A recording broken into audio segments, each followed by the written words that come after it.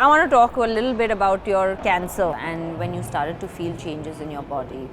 I remember personally as well, but it was in 2011 after you won Player of the Tournament and you started feeling those changes. Can you talk us through what was going on, what were you feeling, or what were the changes that were happening in your body? How did you know? I mean, I was feeling the changes 1 year before that. My body was breaking. I had a lot of fractures in my body. Like my body wasn't not able to digest food, because of the tumor.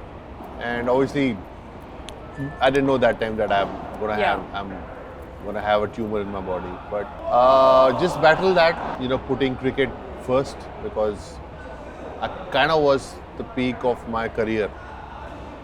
I probably must be the only player who was peak of the career and not performing. Yeah.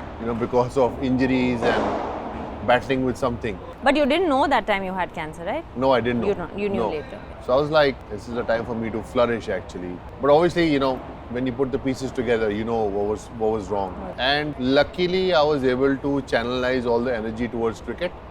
There was a World Cup in India and I had to put everything aside and to focus on the game while my body was really struggling. And obviously, when we won the World Cup and all that happened, and then you been diagnosed of cancer and not coming to terms with it, took me a while to come to terms with it because I kind of like went for my treatment end of the year. I should have gone much before. Earlier. Because the doctor told me that you have 3 to 6 months left. Either you go play cricket, die on the field, or you go for your treatment. For me, I think Ganguly had just retired and Test cricket was very important for me to play.